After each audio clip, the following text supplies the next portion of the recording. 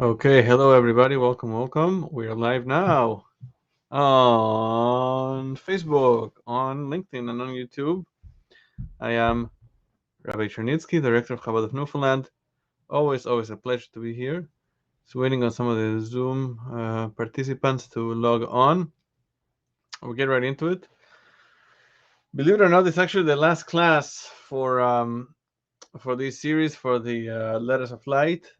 It's been a beautiful ride. We'll come up with a new topic and book, God willing, for next week.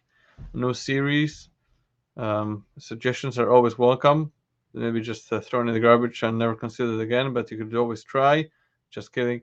Um, if you ever need to reach me, you could send me a quick email, rabbinewfoundland@gmail.com. You could also check out our website, rabbinewfoundland.com.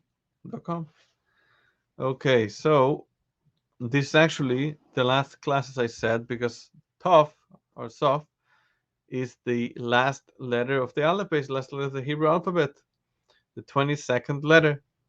And as we're going to see at the end of the class, some say that it's actually 27 letters in the Hebrew alphabet if you count the final letters also, like the letter mem, there's the regular mem, and then if it's at the end of the word, there's the final mem. So do we count the final mem as a separate mem?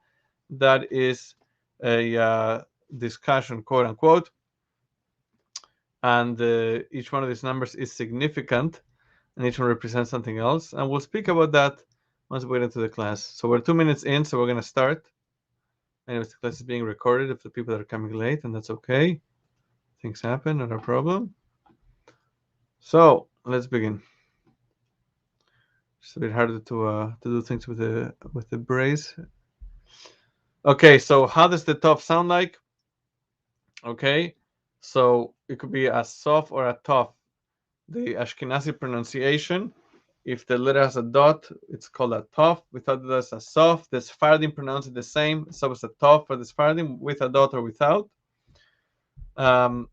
And as you can imagine, when it has a vowel and it has the dot inside the letter, so it could be ta, to, te, etc. And if it's a soft, doesn't have the dot, then it's soy, say, sa, so, etc. Okay, so each letter we speak about, it has a design, a gematria, numerical value, and meaning.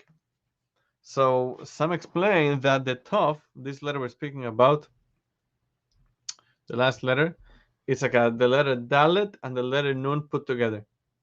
So if you write Dalet and Nun, you get Dan, like the tribe of Dan, the son of Jacob, Dan. Dan means to judge. And Dan was the last of the four camps of Israel. It was the 12 tribes were divided into four camps of three tribes each. So the tribe of Dan was the part of the last encampment. And they're famous for returning lost objects. They would travel last, and me'aser they would pick everything up. If somebody from the other tribes dropped something, they would pick it up and return it to the rightful owner, right? That's a special mitzvah we know as Hashova Saveda, which means returning a lost object. Now, the Gemara says, the Talmud says that who is a fool? Who's a fool? Somebody who loses what you give him. And simply understood, somebody who's irresponsible. You give him something, doesn't matter the value, and he loses it. But on a spiritual level, looking at the Hebrew words of this statement, ha'oived ma shenoisim loy. I'm going to translate literally. Ha'oived, somebody who loses, ma, somebody loses ma, that's given to him. Ma, what, literally, or something. In Hasidic thought, it's explained to mean bitul, self-abnegation, self-nullification, humility, which comes from the godly soul. So when we tap into our godly soul, we see that we're nothing in relation to God. That leads to bitul, to self-nullification. A person who loses this bitul, which is again the way we're explaining this piece of Talmud, that if you lose your your self-nullification to God, your humility, realizing that you're really nothing, that person is truly a fool. who's a fool, somebody who stops realizing, doesn't realize that he's really not nothing in comparison to God, the Almighty God. So dan, the letter Tov, which we say is comprised of the Dalet and the Nun put together. Just gonna open up the Zoom in case somebody's joining. So Tov here. So Tov, which is the Dalet and the Nun put together, he brings back even such a person. He brings back the humility of somebody that lost it. Okay. So therefore, Dan, the tribe of Dan, is considered the feet of the Jewish people. We know the feet are the lowest part, but the feet at the same time take the head where the head can go. The head is the highest, the intellect. That's what differentiates humankind from animals. Animals act is instinctively. Humankind have to think, meditate, contemplate. When was the last time you saw an animal meditating? That was rhetorical, by the way. The feet is lowest part of the human body, but specifically the feet can take the head to where the head wants to go. The head represents ego. Yeah, ego can get to your head. So we need the feet. The feet have no ego, and the feet can bring the ego to true perfection. Dan also means to law or to judge, and a person who has this bittul, this humility, self-nullification, before he does anything, he has to ask himself, what does the code of Jewish law, the Shulchan Aruch, require of me? It's not about me. That's what humility means, right? It's not about what I want or what I need. And I have the ability to nullify my will for God's will and follow the Shulchan Aruch, the code of Jewish law. So that's the first interpretation about the design of the letter Tov that we're speaking about. Another interpretation is that Tov is Dalet and Nun, and like this. We already said Dalet and Nun, but another interpretation in the Dalet. If you remember the class from Dalet, Dalet means poor, Dal. Mad Dal means poor in Hebrew. And number two, Dilisani. He has lifted me up. So it means poor person and to lift up. And then the letter Nun. Nun, if you remember from the Nun class, stands for Hoino, which means deception. Okay? And there are two types of deception. A person falls into the world, it's a world of deception and temptation, and there's money, and there's honor, and there's power, and we could forget the true purpose of why we're here. We're not here to chase after materialistic pursuits, as enjoyable as they might be. I personally love eating cake, but that's not why I'm here. Yeah. So after 120 years, a person goes up to heaven, and he has nothing. He's dull. He's poor. Yeah. Another type of deception. A person realizes that God is concealed in the world. That's the deception. Realizes the deception. He realizes there's more than meets the eye, and therefore he searches for God. When he finds and lives his life according to God and the Torah, Judaism, so at the end of his life, that's truly the Lisani that has lifted him up to the highest level possible. As we see in the generation of Noah, that it says he was a tzaddik, Bedorotav, he was a tzaddik, righteous man in his generation. So we explained it here that he was in the generation of Tov, Bedor Tav, meaning that they had the potential to reach the highest level, but they fell to the lowest. Yeah, because they turned the world into a world of deception, and then they had the true dalut, or dalus, true poverty, and that's why that generation was destroyed. Third interpretation to the Tov. Tov is the final letter of the Hebrew alphabet that we said, and it represents completion and perfection, right? So even though each letter in its own right is complete, each letter in its own right has a meaning and a theme and a teaching, when you go through and master all the 21 letters, and then you come to the 22nd letter, the Tov, that is true perfection. Okay? And that is the graphic design at the top. It has 3 lines. And 3 lines, if you remember from the Shin class last week and 3 weeks ago, Shin has 3 lines. That's perfection in Torah, studying Torah, perfection in prayer, and perfection in charity or good deeds, which are the 3 pillars upon which we're told the world stands. And we say you cannot be perfect until you're imperfect. Yeah, you cannot be perfect until you realize that you'll never be there. You'll never be there all the way. That's why the bottom of the Tav has the letter U. The U is the smallest letter, okay, in the Hebrew alphabet.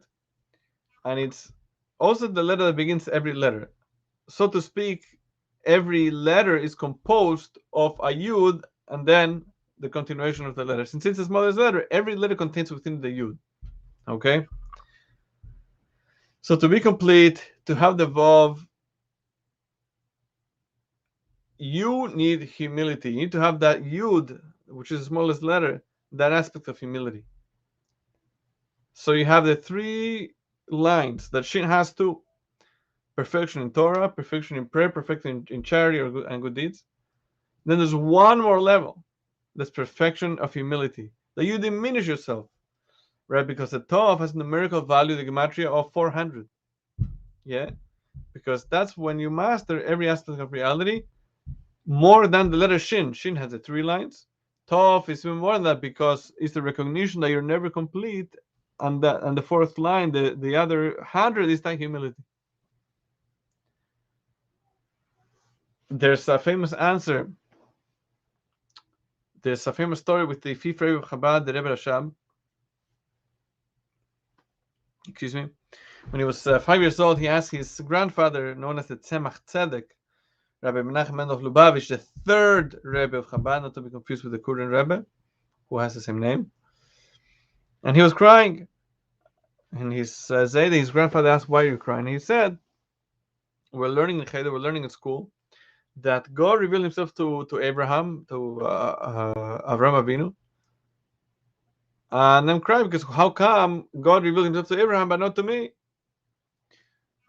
So the Tzemach Tzedek, his grandfather, answered, when a Jew is a righteous Jew is 99 years old and is willing to go through a bris, circumcision, he's worthy that God should reveal himself to him. But what was he telling him? 99 is one number away from perfection. 100 is perfection. So God says to be perfect, 99, you need to diminish yourself. You need to realize you'll never be complete. You need to cut off part of your skin, the circumcision, right? Because if you think you're perfect, that's the greatest imperfection. That's the greatest flaw, arrogance. So therefore, when you reach 99 years old, you want to be perfect. Circumcise yourself. Diminish yourself. That's when you're perfect. Add the letter U at the bottom of the top. Make yourself small. Then you'll be able to reach the next level of perfection, the 400. Right? Shin already said it has 300, 3 columns. If you want to be truly perfect, you need to move to the final letter, the letter Tav. And that perfection of 400 could only come about when you diminish yourself. And 400 is also significant because 400 is the amount of money that Avram Avinu paid for the Ma'arat HaMachpelah, Ma'arat HaMachpelah, the double cave in Hebron, which he bought to bury Sodom, his wife, Sodom Imenu. It could also be 4 if you drop the zeros. As we mentioned in the past, it's such a concept of dropping the zeros, and it's called Mispar Katan. And the 4 alludes to the 4 pairs, the 4 partners which are buried there. I wanted to do 4 like this, but it's hard. The 4 like this. Who are the 4 pairs buried in Maras Machpelah, which, by the way, you could still go today? Adam and Chava, Adam and Eve, Avram and Sarah, Yitzchak and Rivka, Isaac and Rebecca, and Yaakov and Leah, Jacob and Leah. As we know, Rachel was buried near Beis Lechem. She passed away when they were traveling. So these 4 great patriarchs and matriarchs were buried there. And the 400 also alludes to the 400 worlds of pleasure in the world to come. And you're going to say, we just saw last class at 310 worlds of pleasure, right? About Yisachar, the Yud and the Shin is 310. So Hasidic thought speaks about this, the different numbers, and explains it's not a contradiction because 400 is when 310 is in a full state of completion, because 10 times 10 is 100. That's completion in one thing. And the 400 is completion in all four aspects we mentioned. So there's 310 and there's 400. What's the meaning of the letter Tov? The Talmud tells that the letter Tov stands for emes, emet, truth. The word truth is composed of three Hebrew letters, Aleph, Mem, Tov. Okay? Truth is something that's, the Talmud says, it's something that's true from the beginning, in the middle, and at the end. Aleph is the first letter of the Aleph base, the Hebrew alphabet. Mem is the middle letter, and Tov is the last letter. So the word for truth in Hebrew has the first letter, middle letter, and the last letter, because something that's true is true all the way through. Yeah. And also, there's an explanation given that the word emet, truth, finishes with the Tov because it could be that at the beginning you're not 100% sure. I can only see at the end that's completely true.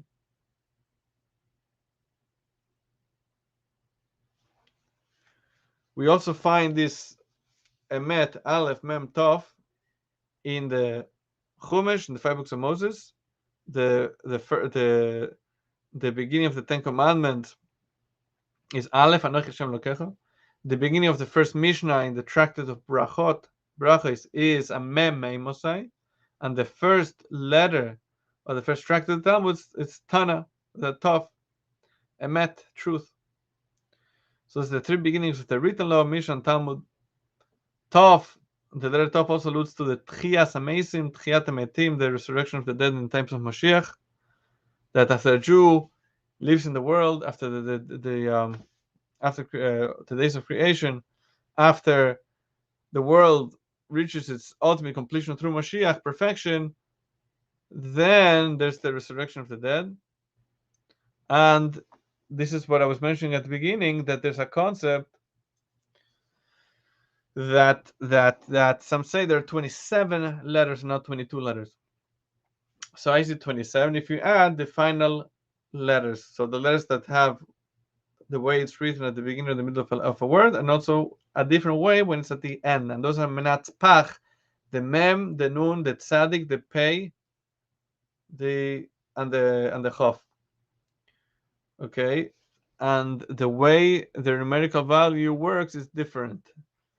So the tov is 400, the long chof is 500, the final mem is 600, the long final nun is 700, the final pay or fei is 800, and the long tzadik, the final tzadik is 900.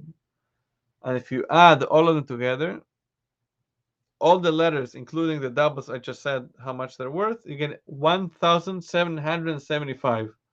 What's 1,775? So we're told that the first 5 years of a child's life, what does he do? What does she do? They learn the alphabet, the Hebrew alphabet.